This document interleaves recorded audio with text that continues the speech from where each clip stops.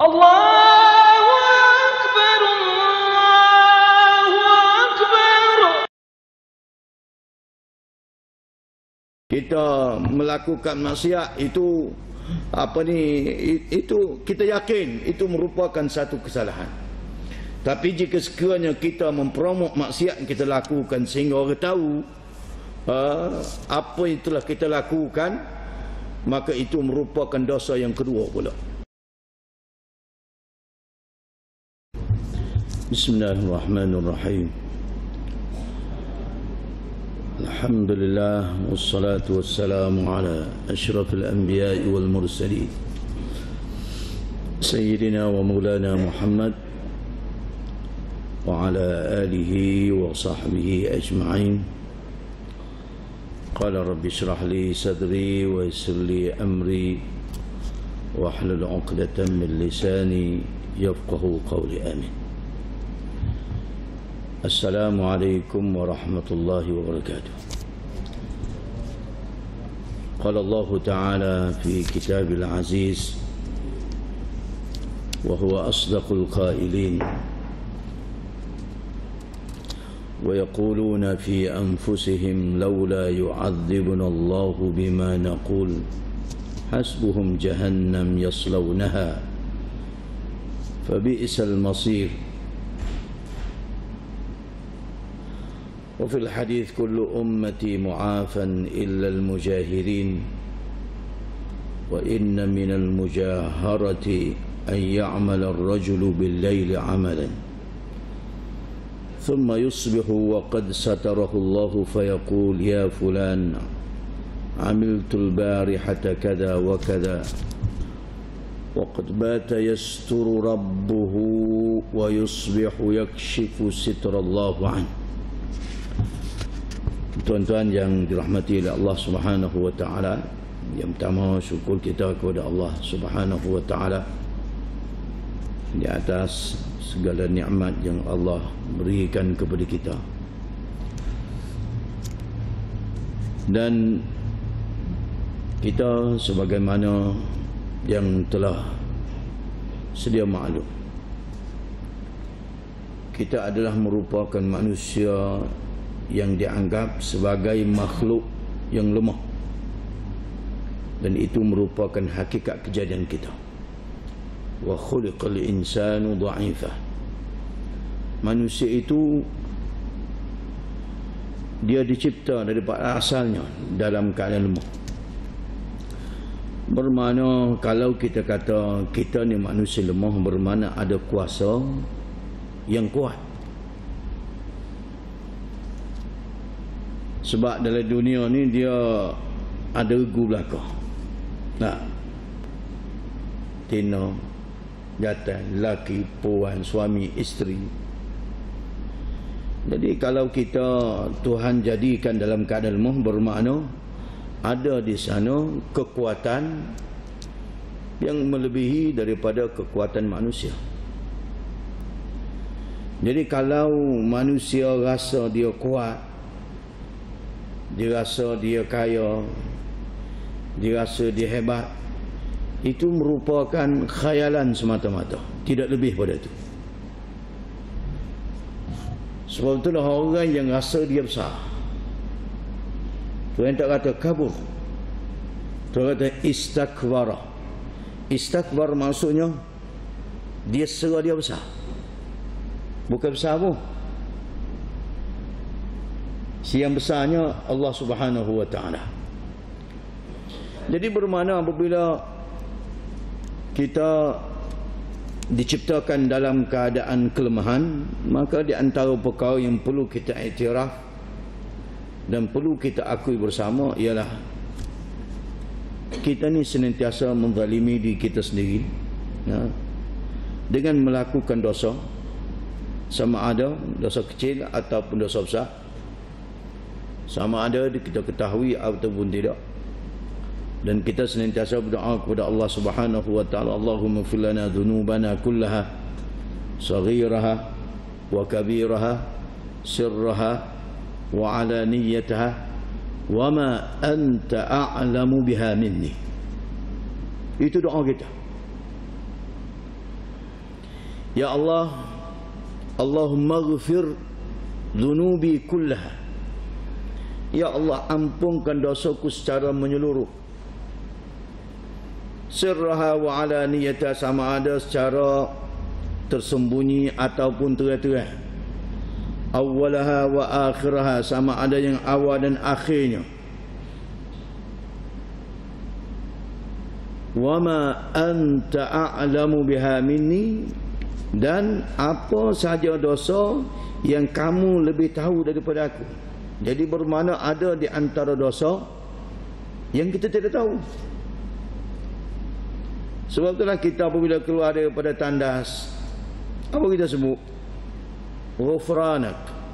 Nah, ghufranak. Alhamdulillahilladzi azhaba 'anil adha wa 'afani. Ghufranak maksudnya atlubu ghufranak. Aku memohon keampunanmu ya Allah. Tuan-tuan cuba bayar. Kita duduk dalam tanda 5 minit, 3 minit, apa dosa yang kita buat? Tak ada apa-apa. Nak curi pun tak ada, telefon kita tak keluar dah. Kita fokus kepada hak kita nak lakukan, iaitu kita nak qada hajat kita. Apa yang menyebabkan kita ghufranak? Kita minta Allah bagi keampunan kepada kita. Jadi bermakna ini menunjukkan kepada kita bahawa manusia yang lupa kepada Allah Subhanahu wa taala, lupa segala nikmat yang Allah berikan kepada kita, itu merupakan satu dosa, sehingga menyebabkan kita minta ampun daripada Allah Subhanahu wa taala. Jadi dosa ni tidak boleh lari daripada kita. Cuma kita ni, jiwa manusia ni yazid wa yanqus.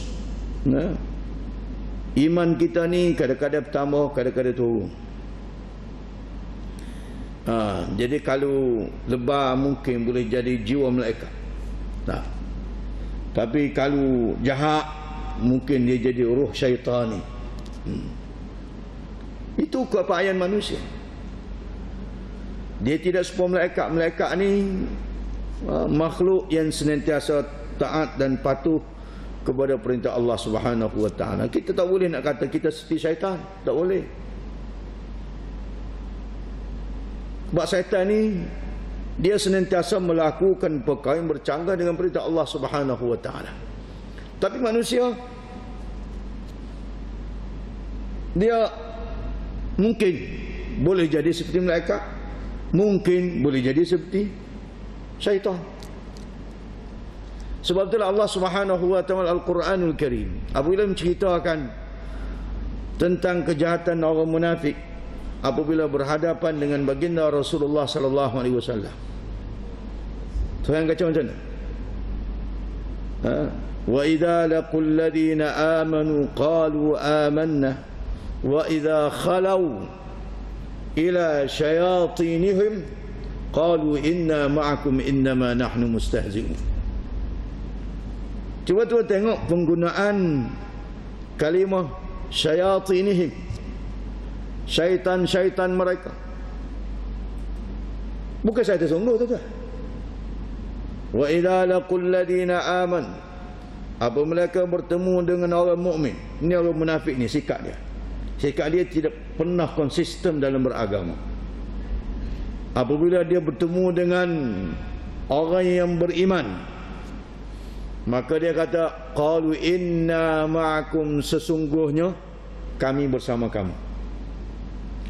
Wa idza khalau ila syayatinihim, apabila mereka bersendirian bersama dengan syaitan-syaitan mereka. Syaitan sungguh kau? No. Yang dimaksudkan syayatinihim di ayat ini sebagaimana telah ditafsirkan oleh ulama mufassir, dia kata ru'asa'uhum, ketua-ketua munafik. Wa idza khalau ila syayatinihim qalu inna ma'akum innama nahnu mustahzi'un. Jangan bimbang, sesungguhnya kami bersama kamu. Kami berbuat demikian ketika bersama orang mukmin, bersama dengan sahabat Nabi, itu sendaan itu satu mustahzi'un, olok-olok saja. Nampak kada tuan-tuan sekalian? Allah Subhanahu wa taala menjatuhkan martabat manusia kerana dosa. Siapa tu yang gelar? Syaitan. Ya mai? Wa kadzalika ja'alna likulli nabiyyin aduwan syayatin al-insi wal jin. Allah menceritakan bagaimana bagi setiap para nabi itu Allah jadikan musuh. Tidak ada seorang nabi pun yang tidak ada musuh, tuan-tuan sekalian. Jadi kalau kita orang yang orang kata orang yang berpegang teguh dengan agama, kalau kita kata tidak ada musuh, mustahil. Nabi ada musuh. Wa kadzalika ja'alna likulli nabiyyin aduwwa. Itu musuh. Macam mana musuh? Syayatin al-insi wal jin, iaitu syaitan jin dan manusia. Allah menggelarkan manusia sebagai syaitan kenapa tuan-tuan? Kerana dosa. Jadi sebab itulah kita apabila kita berdosa, jangan kita lock. Ya, kita lock.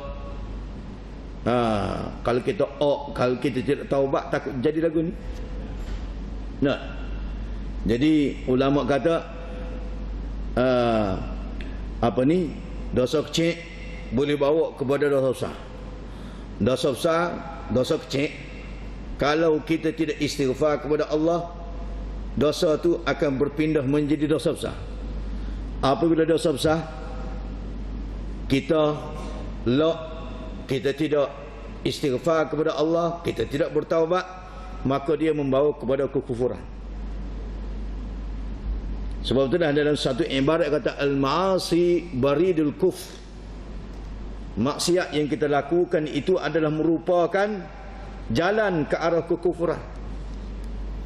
Jadi sebab itulah kita orang mukmin sebagaimana telah disebut oleh Allah Subhanahu wa taala Al-Quranul Karim, walladzina idza fa'alu fahishatan aw zalamu anfusahum dzakarullah fastaghfaru lidzunubihim wa man yaghfiru adh-dhunuba illa Allah wa lam yusirru ala ma fa'alu wa hum ya'lamun.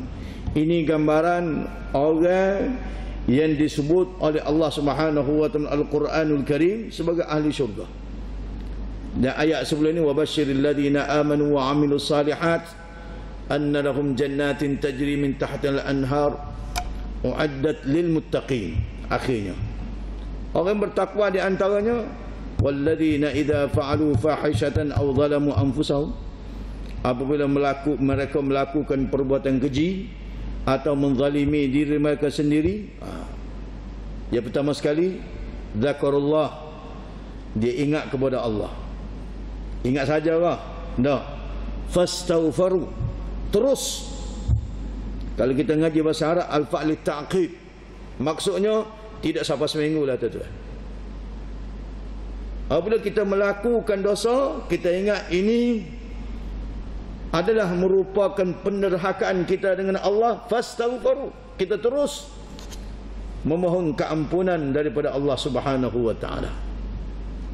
Walam yusirru ala ma fa'alu, dan tidak berterusan dengan apa yang kita lakukan. Wahum ya'lamun, dalam keadaan kita tahu. Jadi itu adalah merupakan sikap yang perlu ada bagi orang mukmin. Tidak sebagaimana yang telah disebut oleh baginda Rasulullah sallallahu alaihi wasallam. Sebab sekarang ni promosi dosa terlalu mudah tuan-tuan sekalian. Terlalu mudah untuk dirakam, terlalu mudah untuk disebar, terlalu mudah untuk dibanggakan. Instagram pun ada, Facebook pun ada, TikTok pun ada. Kita anggap benda tu biasa tuan-tuan sekalian, tapi sebenarnya dosa tu dosa besar. Nak bala dengan bini pun masuk dalam Facebook. Semua orang tahu. Tok lelaki rakyat bini begini. Bini pula rakyat tok lelaki begini. Apa nak kau orang? Tak cerdik abang ni. Sepatutnya dia bak ngupak ni tuan-tuan, boleh, tak ada masalah. Nak rakyat kubur ke tok lelaki boleh. Diharuskan. Ngoyak keaiban suami boleh, dia haruskan. Tapi dia bayar sama dia. Dia betul qadi. Sebab kan kita tak ngupak tak ada masalah. Tak apa lagi jawab tu qadi tak, dia kata, "Wana ni mari sini ni." Ada ke dia? Tak ada gabar tu qadi. Ada kes kau dia lelaki buat ke dia kamu? Tak ada tu qadi, tak boleh rakyat ngupak. Selesai kot. Nah, dia kena rakyat. Tok qadi, tok lelaki hamba ni tak jadi. Hazabat as-sawb. Tak ada cetong. Tok qadi tak apalah kata. Pandailah diurus. Ni kalau kita rayak barang hok duk dalam kain kita kepada orang tak boleh selesai masalah, jangan tu. Berdosa. Sebab tu di antara disebut oleh baginda Rasulullah sallallahu alaihi wasallam hadis yang kita baca tadi. Kullu ummati mu'afan illa al-mujahidin. Setiap umatku mendapat keampunan daripada Allah Subhanahu wa taala kecuali orang yang buat dosa secara terang-terang. Hak terang-terang tu kena kaji lagu mana terang-terang ni. Wa inna minal mujahara ay ya'mala ar-rajulu bil 'ail 'amalan thumma yusbihu qad satarahu Allahu fayaqul.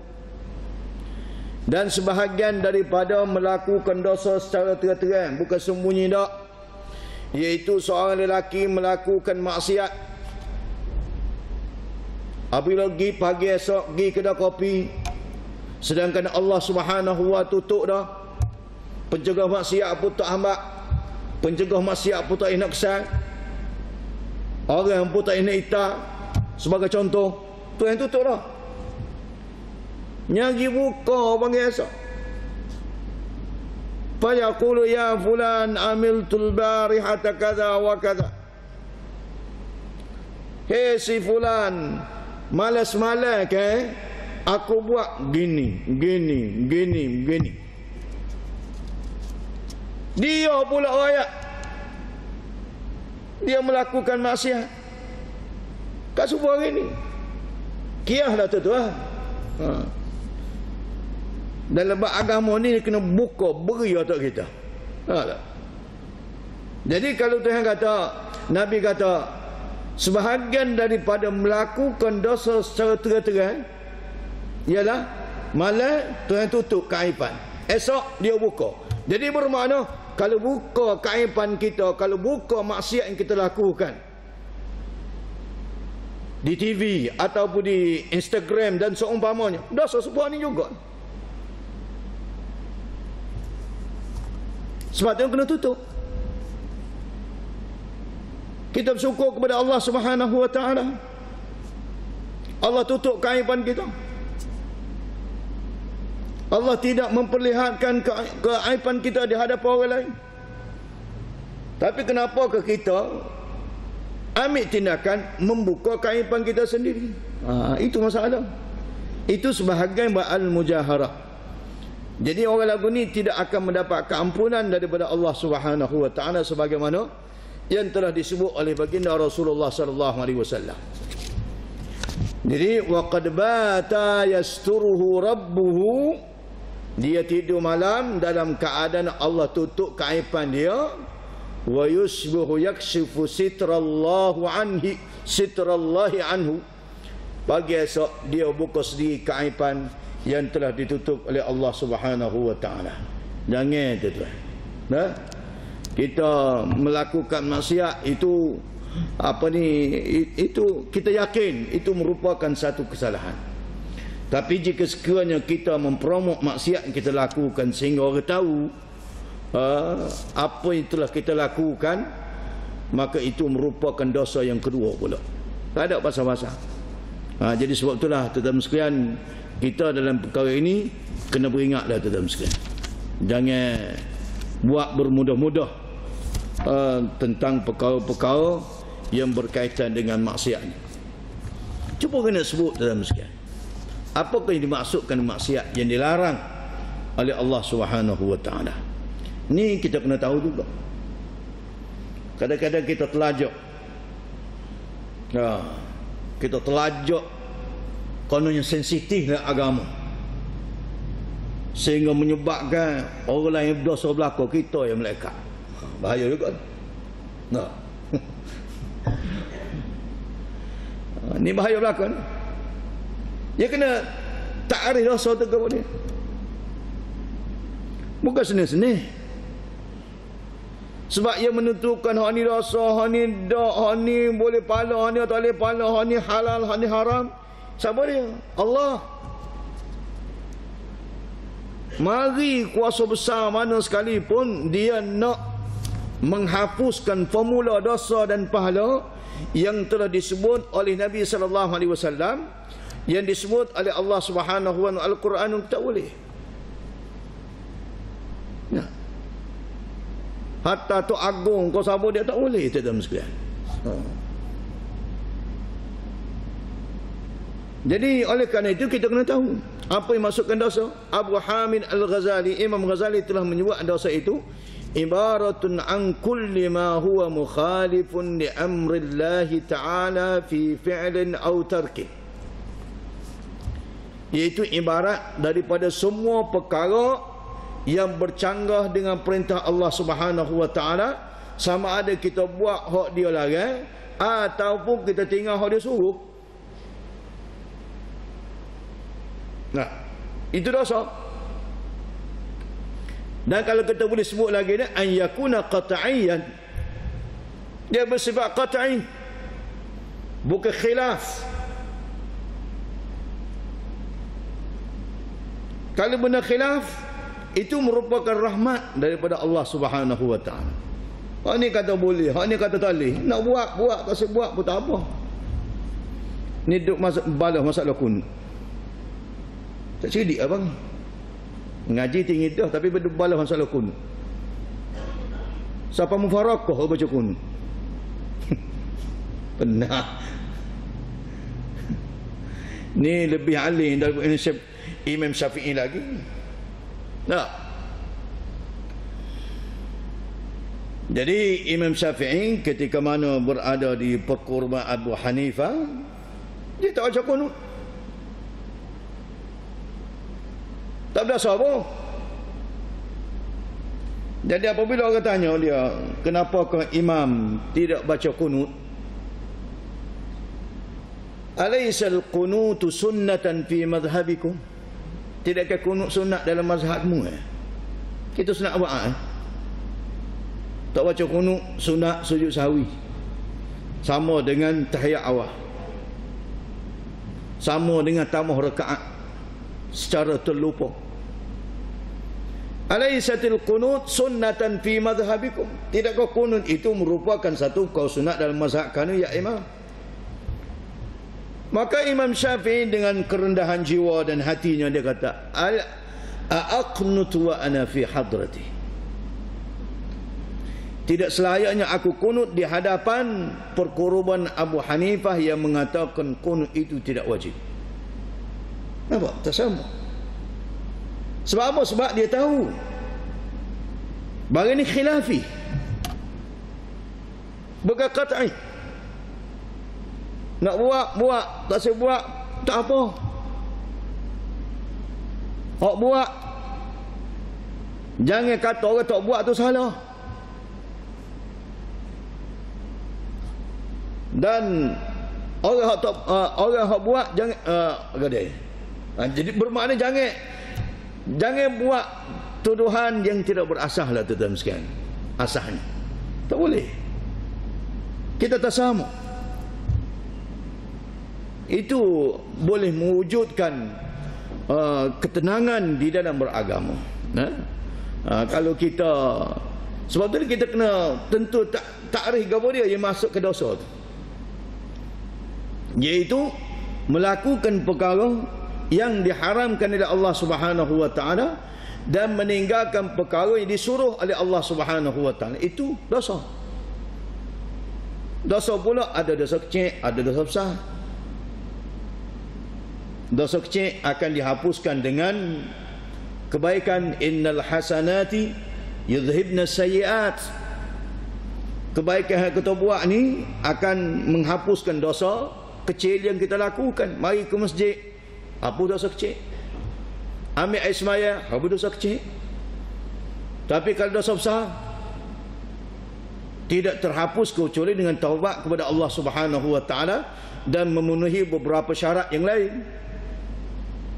Tapi kita sebagai seorang Islam tak boleh tengok dosa itu kecil atau besar. Sebagaimana telah diungkapkan, disebut, dia kata la tanzuru ila sigharil khati'ah walakin anzur ila man asait. Apabila kamu berhadapan dengan dosa, jangan tengok dosa itu kecil besar. Tak apa, dosa ni kecil ya. Dosa ni kecil lah, bukan besar pun. Jadi ulama kata jangan isok makruh ya. Itu lah.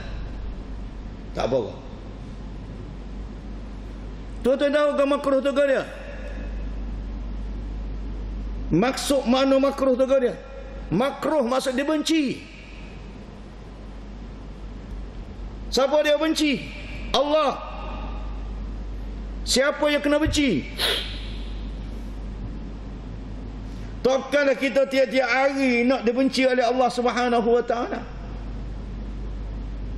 Batu ulama kata as-saghiratu tajurrul kabirata wal kabiratu tajurru al-kufr. Benda dosa ni kecil, kalau kita pelajar, dia akan jadi mudah untuk kita lakukan dosa besar. Kalau dosa besar kita pelajar sehingga tidak bertaubat dan bertimbun-timbun, maka dia akan membawa kepada kekufuran. Sebab itulah tuan-tuan, 4 dosa ni jangan jadi tabiat. Kita kena ikhtiar jadi jiwa malaikat, jangan jiwa syaitan ni. Syaitan dia mula-mula pasal sujud mula-mula tu sujud. Tuhan kata kepada malaikat, wa idh qulna lil malaikati isjudu li Adam. Kami kata kepada malaikat kena sujud kepada Nabi Adam sebagai sujud hormat. Pakat sujud belaka illa iblis. Iblis ekor ya, tidak sujud ya. Orang lain pakat tahu arah yang belakang. Jadi Abah taksir dia. Kalau taksir tak apa lagi, tapi yang tambah so perangai lagi hak tak molek. Abah wastakbara. Dah lah taksir sujud. Lepas tu sombong pula. Nak sujud guano, gak Adam buat daripada tanah, Amba buat daripada api. Api dengan tanah ni kuat api, dia kata. Main buah lagu tu. Jadi dua perkara tu, iaitu langgar perintah Allah, iaitu tidak menurut perintah Allah, dan takabur, itu melayakkan seseorang itu menjadi al-kufr. Seperti disebut tadi, as-saghiratu tajurru ila al-kabira wal kabiratu tajurru ila al-kufr. Al-ma'asi baridul kufr. Maksiat yang kita lakukan, jika sekiranya kita pelajar, jika sekiranya kita redha, jika sekiranya kita sokong dan dokong, maka dia akan membawa kepada kekufuran. Jadi bermakna tuan-tuan sekalian, di hadapan kita tak ada hak pilihan kita kecuali kita kena berusaha untuk menjadi jiwa malaikat lah tuan-tuan sekalian. Jangan jadi jiwa syaitan. Jangan bercita-cita untuk ikut syaitan, sebab syaitan dia kesik dia seorang dengan kau tu tuan. Maksudnya sebab itulah dia la ughwiyannahum. Syaitan kata, kok mana pun aku nak sesatkan manusia. Mari kok mana sekalipun, projek utama aku ialah menyesatkan manusia. Tapi tuan-tuan kena ingat, di antara manusia yang tidak biasa, yang tidak boleh disesatkan oleh syaitan ialah illa ibadakal mukhlasin, kecuali hamba-Mu yang ikhlas. Bermakna tuan-tuan, kita buat kepada dia pun ikhlas kerana Allah Subhanahu wa taala. Insya-Allah selamat kita. Semayang kau, puasa kau, buat gapo-gapo pun lillahi ta'ala. Maka itu adalah merupakan benteng, penghadang daripada mendapat kemurkaan daripada Allah Subhanahu wa taala. Wa qila hiya tarkul ma'murat wa fi'lul mahdhurat. Ada yang dikatakan bahawa dosa itu meninggalkan perkara yang disuruh dan membuat perkara yang dilarang. Itu biasa. Au tarku ma aujaballah wa farada min kitabihi au ala lisani rasulih wartikabu ma nahallahu an. Ataupun dosa juga diertikan sebagai meninggalkan apa yang diwajibkan oleh Allah di dalam Al-Quran dan sunnah baginda Rasulullah sallallahu alaihi wasallam, dan meninggalkan perkara dan melakukan perkara yang dilarang oleh Allah Subhanahu wa taala. Jadi bermakna sebelum kita nak hukum orang itu berdosa ke tak, tengok qat'i ke tidak, haram qat'i ke tidak haram qat'i. Kalau haram qat'i itu adalah merupakan dosa. Qala Allah Ta'ala, wa man ya'si Allah wa rasulahu wa yata'adda hududahu yudkhilhu naran khalidan fiha wa lahu 'adzabun muhin. Dua golongan manusia yang telah disebut oleh Allah Subhanahu wa taala Al-Quranul Karim, iaitu di antara manusia yang akan dimasukkan oleh Allah ke dalam neraka, dan bagi mereka azab yang pedih. Yang pertama, wa man ya'sillaha, orang yang diraka kepada Allah, wa yata'adda hududahu, dan melampau batasan Allah Subhanahu wa taala. Sebab kita ni ada batasan, tuan-tuan. Kita orang Islam ada batasan. Dia hak jenis orang tak sibatan buang habis batas ni, iaitu liberal. Liberal apa ni? Menormalisasi. Normalisasi maksiat, menormalisasi dosa. Jadi itu bermakna orang yang tidak ada batasan. Agama terima ke tak? Tak terima. Walaupun atas apa sekalipun, walaupun sebut atas nama untuk memerdekakan, untuk tidak menjadi manusia terkongkong, apa saja alasan yang diberikan tidak boleh diterima. Sebab kita orang Islam dia ada batasan dia. Dia bukan apa ni, membiarkan manusia untuk melakukan apa saja tanpa batasan. Itu tidak diterima oleh agama kita. Jadi Tuhan sebut dalam Al-Quranul Karim, orang yang diraka dengan Allah dan melampaui batasan agamanya, batasannya. Sebab Tuhan sekat dah, al-halal bayyinun wal haram bayyinun. Benda halal jelas, benda haram jelas.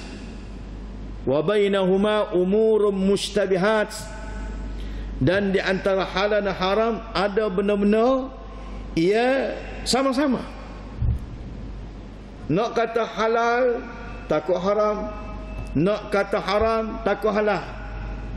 Maka prinsip kita orang mukmin kena ada sifat wara'. Wajib ada sifat wara', iaitu kita tak ambil.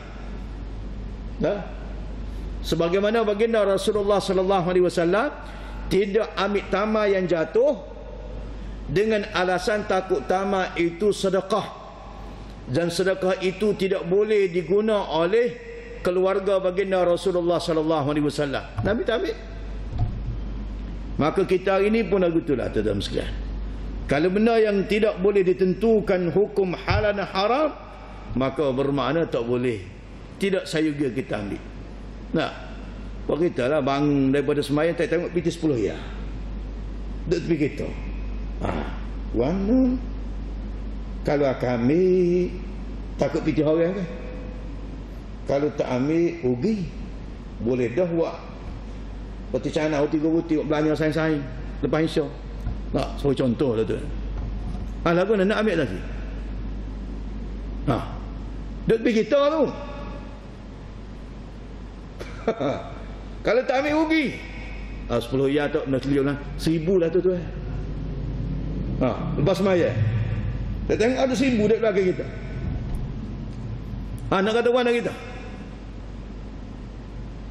Jadi kalau dalam situasi itu tuan-tuan sekalian, kalau situasi kita pitih aku kau pitih orang, maka yang terlebih aulanya kita tidak ambil.